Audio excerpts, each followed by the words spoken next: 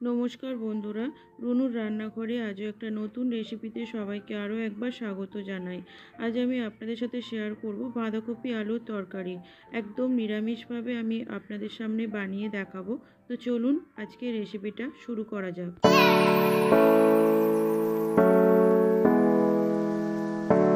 রেসিপিটি বানানোর জন্য আমি এখানে 1 কেজি 200 গ্রামের একটা বাঁধাকপি খুব ভালোভাবে কেটে ধুয়ে রেখেছি। এখানে আমি প্রায় 700 গ্রাম আলুকে এরকম চৌকো চৌকো করে কেটে নিয়েছি। এবার কড়াই উনানে চাপিয়ে দিয়েছি। দিয়ে দেবো 2 টেবিল স্পুন পরিমাণ সরিষার তেল। তেলটা গরম হলে আমি আলুগুলোকে তেলের ওপরে দিয়ে দেবো। এবার দিয়ে দেবো পরিমাণ মতো নুন আর হলুদ।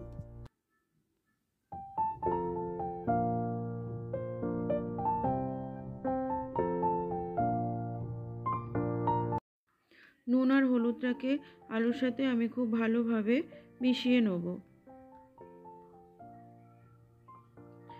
এবার আমি আলুটাকে মিনিট খানেকের জন্য ঢেকে দেবো।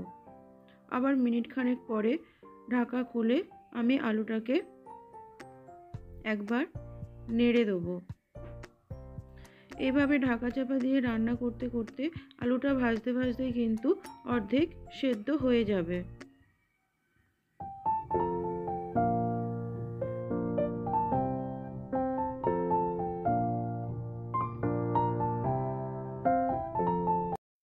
দেখুন বারে বারে ঢেকে ঢেকে আমি কিন্তু আলুটাকে খুব ভালোভাবে সময় নিয়ে ভেজে নিলাম। আলুটা আমার ভাজা হয়ে গেছে। এবার আলুগুলোকে আমি তুলে নেব।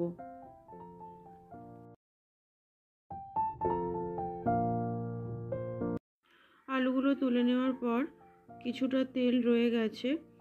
ওই তেলের মধ্যে আমি আরও একটু তেল অ্যাড করলাম। তেলটা গরম হলে তাতে দিয়ে দেবো 5 ফোড়ন আর তেজপাতা। ফোড়ন থেকে যখন ভাজা গন্ধ বেরোবে তখন আমি এর মধ্যে দিয়ে দেবো আদা। প্রায় আমি 1.5 টেবিল স্পুন পরিমাণ আদা দিলাম। আদাটা ভালোভাবে ভাজা হয়ে গেলে তাতে কুচিয়ে রাখা টমেটোগুলো দিয়ে দিলাম। এবার এর মধ্যে দিয়ে দেবো আমি পরিমাণ মতো নুন। নুন দিয়ে আমি টমেটোটাকে খুব ভালোভাবে কষিয়ে নেব যতক্ষণ পর্যন্ত টমেটোটা না গলে যায়। দেখুন টমেটোটা আমার খুব ভালোভাবে গলে গেছে, চারিদিক থেকে তেল ছেড়ে দিয়েছে। এবার আমি এর মধ্যে দিয়ে দেবো হলুদ গুঁড়ো, ধনের গুঁড়ো, জিরের গুঁড়ো ও অল্প পরিমাণ শুকনো লঙ্কার গুঁড়ো। এখানে আমি শুকনো লঙ্কা ব্যবহার করেছি। আপনারা কিন্তু এর সাথে কাশ্মীরি রেড চিলি পাউডারও যোগ করতে পারেন, তাতে কালারটা আরও ভালো আসবে। মশলাটা আমি খুব ভালোভাবে কষিয়ে নিয়েছি। এবার আমি কেটে রাখা বাঁধাকপিগুলো এর মধ্যে দিয়ে দিলাম।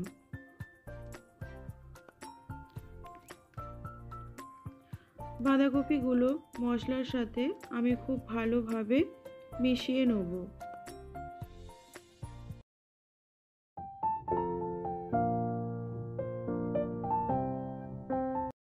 বাঁধাকপিটাকে মশলার সাথে খুব ভালোভাবে মিশিয়ে নিয়েছি। এবার আমি মিনিট 3 জন্য বাঁধাকপিটা ঢেকে দেবো। ফিরে এলাম 3 মিনিট পর।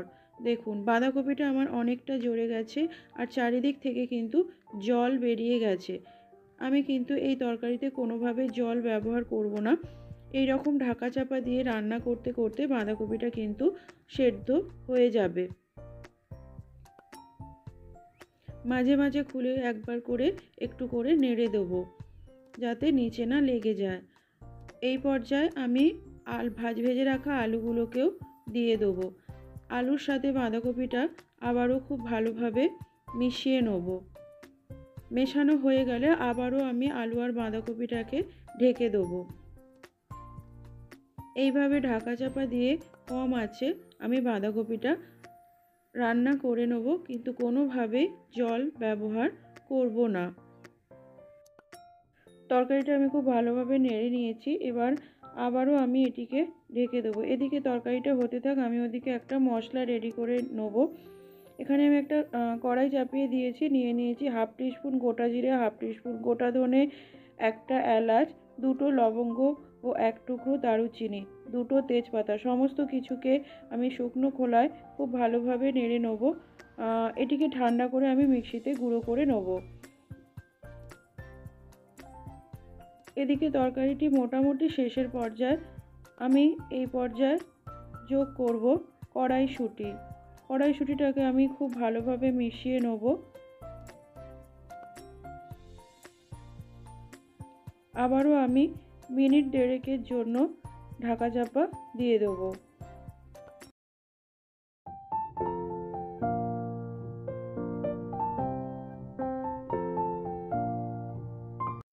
রেসিপিটি আমার একদম রেডি। সমস্ত কিছু খুব ভালোভাবে সেদ্ধ হয়ে গেছে। এবার আমি এই পর্যায়ে যোগ করব ভেজে রাখা মশলা, যেটা আমি আগে থেকে ভেজে রেখেছিলাম। মশলাটা আমি দিয়ে দিলাম। মশলাটাকে আমি খুব ভালোভাবে মিশিয়ে নেব এবং এতে যোগ করব প্রায় 1 টিস্পুন পরিমাণ চিনি। নিরামিষ তরকারিতে চিনির ফ্লেভারটা খুব ভালো আসে, মানে মিষ্টি মিষ্টি ভালো লাগে, তাই এখানে আমি 1 টিস্পুন পরিমাণ চিনি অ্যাড করলাম। আপনারা চাইলে কিন্তু এখানে ঘিও যোগ করতে পারেন। ভাত বা রুটির সাথে এই তরকারিটা খুবই ভালো লাগে। বাড়িতে অবশ্যই একবার ট্রাই করবেন। আর রেসিপি যদি ভালো লাগে চ্যানেলটিকে সাবস্ক্রাইব করে পাশে থাকার অনুরোধ রইল।